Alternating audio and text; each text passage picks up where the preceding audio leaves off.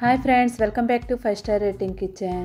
ఈరోజు వీడియోలో ఈ తరం పిల్లలకి నచ్చే విధంగా, ఇంకా కొత్త అల్లుళ్ళ కోసం, వరుసగా వచ్చే పండగల కోసం, ఇంకా బంధువులు వస్తారని తెలిస్తే ఈజీగా మనం ఈ స్వీట్ని కొన్ని ఇంగ్రీడియంట్స్లోనే తయారు చేసుకోవచ్చు. 5 స్టార్ రేటింగ్ కిచెన్ని ఆదరిస్తున్న అందరికీ నా ధన్యవాదములు. దీనికోసమని మనం ముందుగా ఒక వెడల్పాటి పళ్ళాన్ని తీసుకోండి. దానిలో మనం 2 కప్పుల మైదాని తీసుకోవాలి. మైదా ఎప్పుడైనా తీసుకునేటప్పుడు తప్పకుండా జల్లించుకోండి. మైదాని తీసుకొని జల్లించండి. చూడండి, దీనిలో డస్ట్ పార్టికల్స్ ఉంటాయి, దాన్ని తీసేయండి. ఇప్పుడు దీనిలో కొంచెం సాల్ట్, 1/2 టేబుల్ స్పూన్, ఎక్కువ వేసుకోకండి, 1/2 టేబుల్ స్పూన్ సరిపోతుంది. నెయ్యి 2 టేబుల్ స్పూన్స్. నెయ్యి తీసుకున్నప్పుడు మరీ చిన్న స్పూన్తో తీసుకోకండి, పెద్ద స్పూన్తో తీసుకోండి.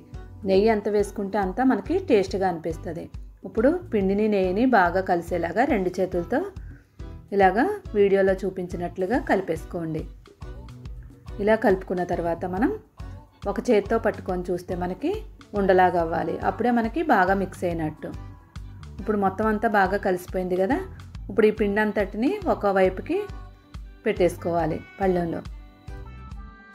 ఇలా పళ్ళెంలో ఒకవైపు పెట్టుకోవడం వల్ల మనకి పిండి నెయ్యి నానిపోయి పొరలు పొరలుగా క్రిస్పీగా వస్తాయన్నమాట. ఇలాగా 15 నిమిషాల పాటు మూత పెట్టేసుకొని అలానే ఉంచేయాలి. 15 నిమిషాల తర్వాత మూత తీసుకొని పిండిని మళ్ళీ ఒకసారి బాగా మిక్స్ చేసుకోవాలి. చూడండి, మనకి పిండి అంతా నాని ఎంత చక్కగా కనబడుతుందో. ఇప్పుడు ఇలా బాగా మిక్స్ చేసుకున్న తర్వాత ఇప్పుడు దీనిలో కొంచెం కొంచెం వాటర్ వేసుకుంటూ కలుపుకోవాలి. ఒకేసారి వాటర్ వేసేసుకోకండి, కొన్ని కొన్ని వేసుకుంటూ మనకు పూరీ పిండి ఎలా ఉంటుంది అలాగా కలుపుకోవాలి. మరీ పలచగా కాకుండా పూరీ పిండిలా కలుపుకోండి. పలచగా అయిపోతే మళ్ళీ మనకి పిండి ఎక్కువ వేస్తే పొరలు ఎక్కువ రావు. ఇప్పుడు ఇలా కలుపుకున్న తర్వాత దీన్ని 10 నిమిషాల పాటు బాగా మర్దన చేయాలి. 2 చేతులతో మర్దన చేసుకోండి. మనం ఇలా 2 చేతులతో చేయడం వల్ల మనకి పిండి బాగా మెత్తగా అవుతుంది. ఎంత మర్దన చేస్తే అంత సాఫ్ట్గా అవుతుంది. అందువల్ల మనం కనీసం ఒక 10 నిమిషాలైనా మనం దీన్ని మర్దన చేయండి. ఇప్పుడు ఇలా కలిపిన తర్వాత ఇప్పుడు దీన్ని మనం మూత పెట్టి 1 అవర్ రెస్ట్ ఇవ్వాలి. ఇప్పుడు దీనికి పైన మనం 1 టేబుల్ స్పూన్ ఆయిల్ వేసుకోండి. చూడండి, మరీ మెత్తగా కాకుండా గట్టిగా కాకుండా ఇలా కలుపుకోవాలి. ఇప్పుడు 1 టేబుల్ స్పూన్ ఆయిల్ వేసుకోండి. ఆయిల్ వేసుకొని ఒకసారి కలిపేసుకోండి. ఇలా కలుపుకున్న తర్వాత మూత పెట్టేసుకుందాం. ఇప్పుడు 1 అవర్ పాటు నానబెట్టుకోవాలి. కంపల్సరీ 1 అవర్ అయితే నానబెట్టుకోండి, లేదంటే గట్టిగా ఉంటాయి. ఇప్పుడు వేరొక బౌల్ తీసుకొని దానిలో 2 టేబుల్ స్పూన్ల నెయ్యి వేసుకోండి. నెయ్యి వేసిన తర్వాత 2 టేబుల్ స్పూన్ కార్న్ఫ్లవర్ వేసుకోండి. కార్న్ఫ్లవర్ లేకపోతే బియ్యం పిండి అయినా వేసుకోవచ్చు. ఇప్పుడు నెయ్యిని కార్న్ఫ్లవర్ని బాగా మిక్స్ చేసుకోండి. మనకి పేస్ట్లా తయారయ్యే వరకు మిక్స్ చేసుకోవాలి.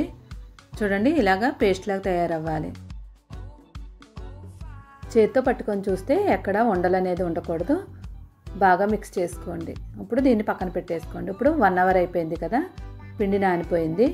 ఇప్పుడు మళ్ళీ దీన్ని 2 నిమిషాలు మళ్ళీ మర్దన చేసుకోండి. 2 నిమిషాల తర్వాత వీటిని మనం చిన్న చిన్న బాల్స్లా తయారు చేసుకోవాలి.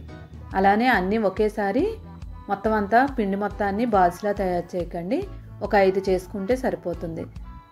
మిగిలిన పిండిని మనం అలానే ఉంచేయకుండా బౌల్తో మూత పెట్టేసుకోవాలి. ఇప్పుడు బాల్స్ అన్నీ రౌండ్గా ఉండేలాగా చేసుకోండి. ఇప్పుడు మిగిలిన పిండిని మనం మూత పెట్టేసుకొని అలానే ఉంచుతాం, లేదంటే ఆరిపోద్ది. అందువల్ల మనం ఎప్పటికప్పుడు మూత పెట్టేసుకోవాలి. ఇదిగో పేస్ట్ రెడీ అయింది.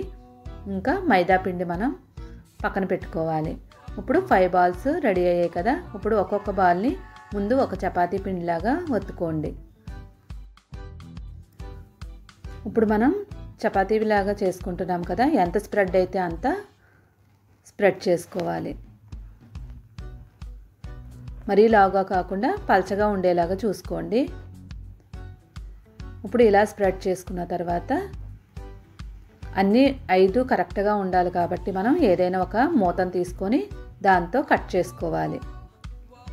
ఇలా కట్ చేయడం వల్ల మనకి అన్నీ ఈవెన్గా వస్తాయి. ఇలాగే మొత్తం అన్ని బాల్స్ అన్నీ కూడా ఇలాగే తయారు చేసుకోవాలి. చూడండి రౌండ్గా వచ్చింది. ఇప్పుడు దీన్ని పక్కన పెట్టేసుకుందాం. ఇలాగే మొత్తం 5టిని కూడా తయారు చేసేసుకోవాలి. అన్నీ రౌండ్గా చేసుకోండి. తప్పకుండా మూతతోనే చేసుకోండి. 1 2 3 4 5. ఇప్పుడు ఫస్ట్ చపాతీని ముందు తీసుకుందాం. ఇప్పుడు దీనిపైన మనం ముందుగా తయారు చేసి ఉంచుకున్న పేస్ట్ని దీనిపై అప్లై చేయాలి.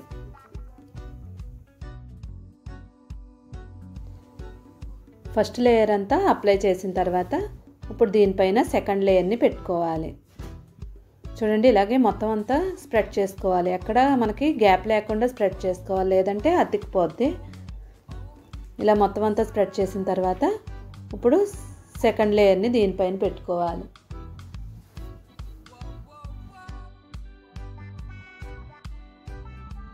ఇప్పుడు సెకండ్ లేయర్ పైన కూడా దీన్ని అప్లై చేసుకోవాలి. ఇలా మొత్తం అంతా స్ప్రెడ్ చేసుకున్న తర్వాత మళ్ళీ థర్డ్ లేయర్, అలాగే మొత్తం 4 లేయర్స్ అయిన తర్వాత 5th లేయర్ పైన మనం స్ప్రెడ్ చేసుకునే అవసరం లేదు. ఇప్పుడు 5థది ఇప్పుడు దీనిపైన పెట్టేసుకోండి. చూడండి మొత్తం లేయర్లన్నీ మనకి ఎలా కనిపిస్తున్నాయో, మొత్తం 1 2 3 4 5. ఇప్పుడు మొత్తం అన్ని లేయర్ని పెట్టిన తర్వాత వీటిని మళ్ళీ మైదా పిండి వేసుకొని అటు ఇటు బాగా స్ప్రెడ్ చేసుకోవాలి. మనకి ఎంత ఎక్కువగా స్ప్రెడ్ అవుతే అంతవరకు మనం స్ప్రెడ్ చేసుకోవాలి. లావుగా ఉండాలని ఏం లేదు, పల్చగా ఉండాలి. ఒకవేళ మనకి పీట మీద పెద్దగా అయిపోతే మనం గ్యాస్ బండ మీద కూడా దీన్ని చేసుకోవచ్చు. ఎంతవరకు అయితే అంత మనం దీన్ని స్ప్రెడ్ చేసుకోవాలి రౌండ్గానే. చూసారు కదా, ఇప్పుడు లేయర్ ఎలా ఉన్నదనేది ఒకసారి చూడండి. ఎంత పల్చగా ఉందో చూసారు కదా, అలా ఉండాలి. ఇప్పుడు షేప్ కోసమని నేను ఇక్కడ ఫ్లవర్ మోడల్ తీసుకున్నాను. మీ దగ్గర ఏమీ లేకపోతే ఏదైనా బౌల్ మూతనన్నా తీసుకొని కట్ చేసుకోవచ్చు. మీ దగ్గర ఏ షేప్ ఉంటే ఆ షేప్లో కట్ చేసుకోవచ్చు.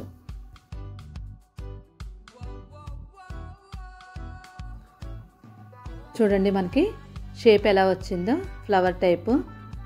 ఇలాగా ఫ్లవర్స్ అన్నీ తీసిన తర్వాత మిగిలిన పిండిని వేస్ట్ కాకుండా ఒక పక్కన పెట్టేసుకోండి. చూసారు కదా షేప్లన్నీ ఎలా వచ్చాయో. ఇప్పుడు వీటిని అన్నింటినీ ఒక ప్లేట్లోకి తీసేసుకోండి.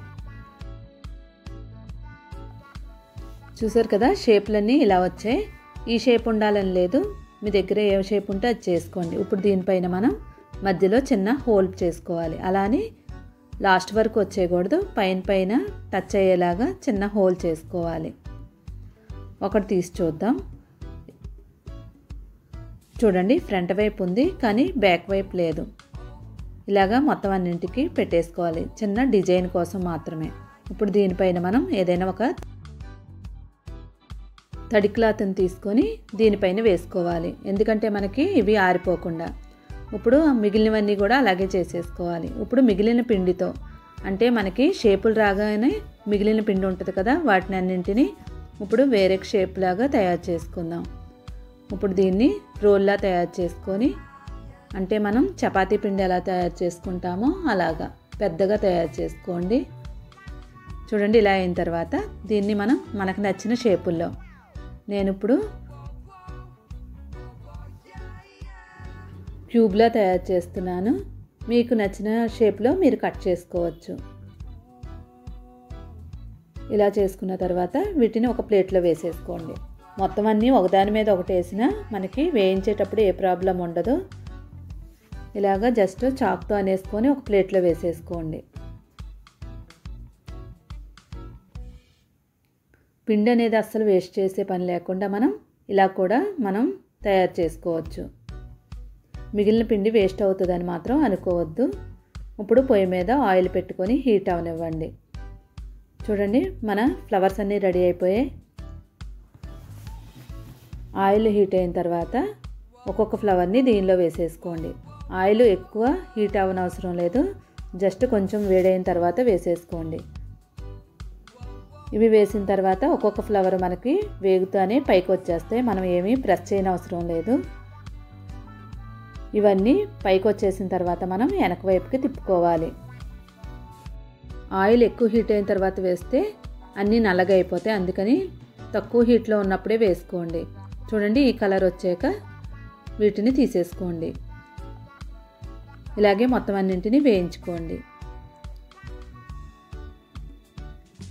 ఇప్పుడు వీటిని పక్కన పెట్టేసుకొని మనం వేరొక షేప్ని తయారు చేసాం కదా, వాటిని కూడా ఆయిల్లో వేసి వేయించేసుకోవాలి. ఇవి కూడా బ్రౌన్ కలర్ వచ్చే వరకు వేయించుకోవాలి. ఒకదాని మీద ఒకటి ఉన్న మనం వేసిన తర్వాత అవి విడివిడిగా అయిపోతాయి. చూడండి ఈ కలర్ వచ్చాక వీటిని తీసేసుకోవాలి. వీటిని మనం ఒక బౌల్లో వేసుకొని దీనిలో కావాలంటే కారం, మసాలా ఏది కావాలంటే ఏ ఫ్లేవర్ కావాలంటే అది వేసుకొని తినొచ్చు. ఇప్పుడు ఒక గిన్నె తీసుకొని దానిలో 2 కప్పుల షుగర్ తీసుకోవాలి. 1 కప్పు వాటర్ తీసుకోండి. ఇప్పుడు ఇలా తీసుకున్న దాన్ని పొయ్యి మీద పెట్టి మరిగించండి. మనకి పంచదార పాకం వచ్చే వరకు మరిగించుకోవాలి. ఇప్పుడు ఈ పాకం ఎలా రావాలి అనేది చూద్దాం. 4 యాలక్కాయలను తీసుకొని పౌడర్లా తీసుకొని వేసుకోండి. షుగర్లో యాలక్కాయ పౌడర్ వేయగానే మనకి స్వీట్ టేస్ట్ వచ్చేసే వాసన వచ్చేస్తుంది. ఇప్పుడు వేరొక ప్లేట్లను తీసుకొని దానిపైన నెయ్యి వేసుకొని అప్లై చేయండి. ఈ నెయ్యి ఎందుకు అప్లై చేస్తున్నామంటే మనం తయారు చేసిన స్వీటు ఒక్కొక్క దాన్ని దీనిపై పెట్టుకుంటాం. ఒకేసారి అన్నీ ఒకదాని మీద ఒకటి వేసేస్తే అతుక్కుపోతాయి, అందుకని మనం ఏదైనా ఒక ప్లేట్ బ్యాక్ సైడ్ తీసుకొని మనం ఇలాగ సపరేట్ చేసుకోవాలి. ఇప్పుడు పాకం వచ్చిందో లేదో ఒకసారి చెక్ చేసుకుందాం. చూడండి మనం ప్లేట్లో వేయగానే పాకం ఇలా జారుతుందంటే ఇంకా పాకం రాలేనట్టు ఒకసారి చెక్ చేద్దాం. ఇలా అంటే మనకి కొంచెం గట్టిగా మనకి అతుక్కుపోవాలి. ఇప్పుడు మళ్ళీ టెస్ట్ చేద్దాం. చూడండి అటు ఇటు కదలకుండా ఉంది కదా, ప్లేట్లో వేస్తే మన పాకం రెడీ అయిపోయింది. స్టవ్ ఆఫ్ చేసేసుకుందాం. ఇప్పుడు ఒక్కొక్క ఫ్లవర్ని పాకంలో వేసుకొని దాన్ని అటు ఇటు డిప్ చేసుకొని మనం పాకంలో మునిగేలాగా ఇప్పుడు ప్లేట్లో పెట్టుకోవాలి. ఒకేసారి అన్నీ వేసేసుకోకండి, ఇలాగ ఒక్కొక్కటి మనం తయారు చేసుకోవాలి. ఇప్పుడు దీనిపైన బాదం, పిస్తా ఏదైనా ఉంటే అది, గులాబీ రేకులు డెకరేషన్ కోసం ఇలాగే మొత్తం అన్నింటినీ తయారు చేసుకోండి. ఇంట్లో ఉన్న ఇంగ్రీడియంట్స్తోనే చక్కగా సింపుల్గా మనం ఇది తయారు చేసుకోవచ్చు. నెయ్యి లేదు అనుకునే వాళ్ళు ఆయిల్ని కూడా యూస్ చేసుకోవచ్చు. ప్లేట్ మీద పెట్టగానే వెంటనే మనకి షైనింగ్గా కనిపిస్తాయి ఈ గులాబ్ బాదుషాలు. వీటిని అలానే ఒక 15 నిమిషాల పాటు ప్లేట్ మీద ఆరనివ్వాలి. ఆరిన తర్వాత మనం ఒక ప్లేట్లోకి తీసుకోవాలి. అప్పటి వరకు అంతే ఉంచేయాలి. చూశారు కదా ఎంతో ఈజీగా మనం గులాబ్ బాదుషాల్ని ట్రెడిషనల్గా ఇంకా ఈ తరం పిల్లలకి నచ్చే విధంగా చక్కగా తయారు చేసుకున్నాం. చూశారు కదా పంచదార మనకి బయటకు వచ్చింది. 15 నిమిషాల తర్వాత ఇలా ఉంటుంది. ఇప్పుడు దీన్ని కట్ చేసి చూస్తే లోపల మనకి లేయర్ లాగా కనిపిస్తుంది. చూడండి. ఈ వీడియో కనుక మీకు నచ్చినట్లయితే తప్పకుండా లైక్ చేయండి, షేర్ చేయండి. మరిన్ని మంచి వీడియోలు చూడాలనుకుంటే 5 స్టార్ రేటింగ్ కిచెన్ని సబ్స్క్రైబ్ చేసుకోవడం మాత్రం మర్చిపోకండి. ఆల్రెడీ సబ్స్క్రైబ్ చేసుకొని ఉంటే పక్కనే ఉన్న బెల్ ఐకాన్ని క్లిక్ చేయండి. చూడండి దీన్ని లేయర్ లాగా చూస్తే ఎంత క్రిస్పీగా కనిపిస్తుందో. Thank you for watching 5 star rating kitchen.